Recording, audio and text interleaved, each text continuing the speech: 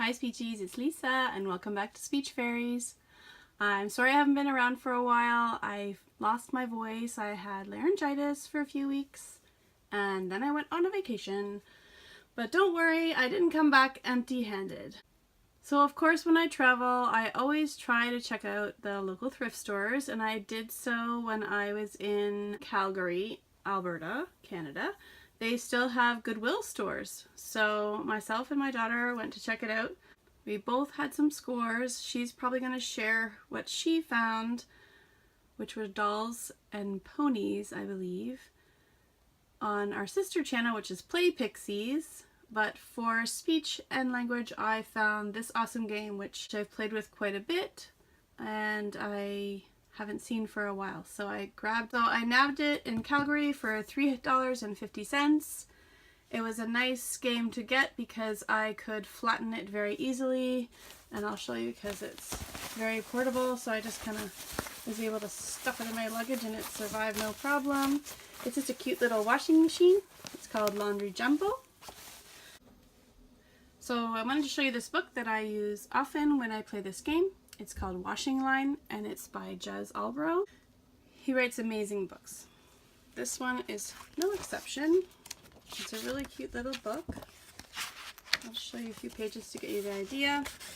There's some animals and they're asking questions. Whose are those socks hanging on the washing line? And you can describe the socks. I say they're long and they're stripy. Can you think of an animal that would wear long stripy socks? And often they can't. But we flip the flap and we see that they belong to the flamingo. They're the flamingos. So you can work on possessives, descriptors, lots of fun things, clothing items. You can work on prepositions. So then you can see what's coming next on the line. So nice for sequencing.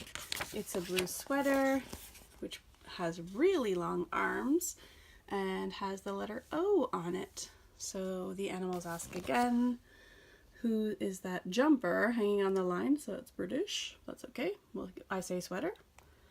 And they have to guess. So you're working on they pronouns as well. And it belongs to the orangutan. He says, it's mine. So it's the orangutans, which is hard to say, but that's okay.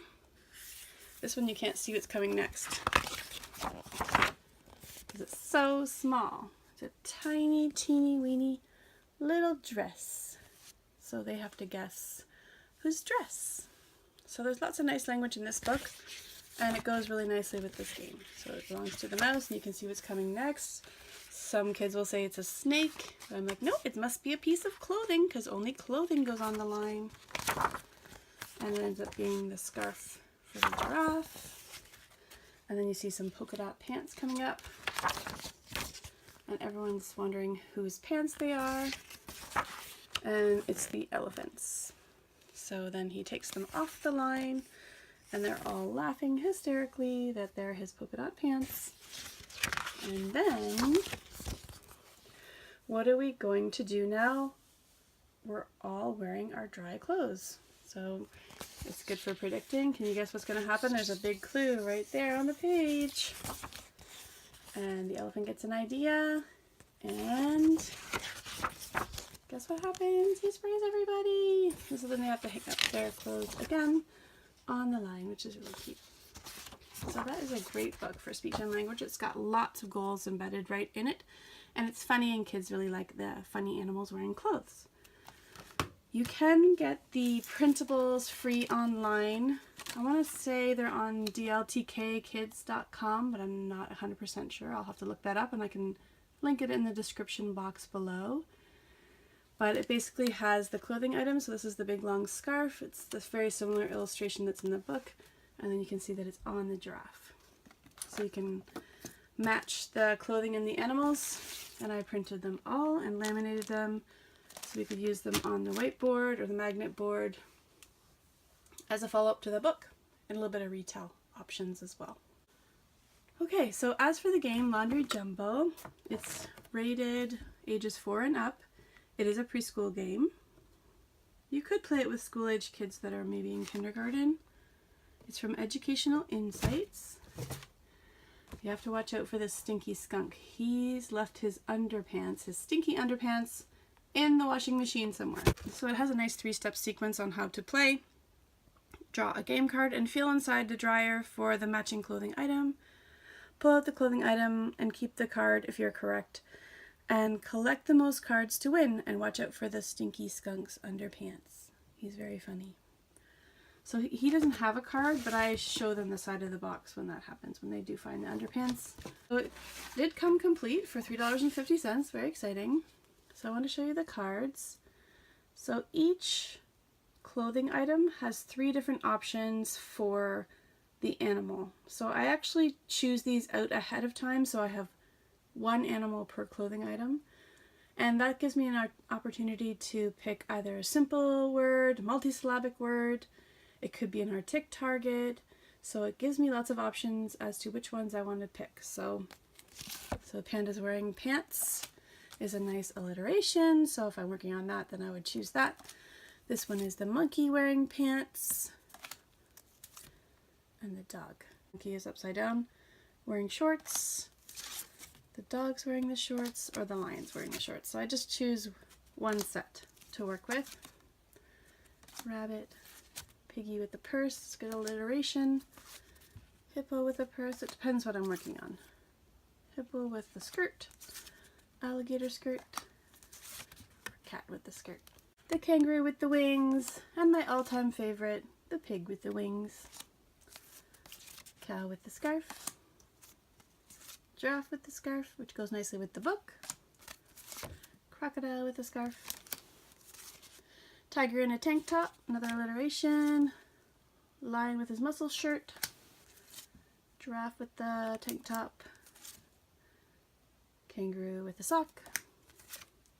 Ostrich with the sock. There's a nice ostrich in our book too. Elephant with the sock. An elephant with the pink shirt. And the rabbit with the pink shirt. The cat with the pink shirt, the bird with the hat, the panda with the hat, and the cat with the hat. So I always just choose 1 set out that I like to use, and I just stash the other ones in the bottom of the box.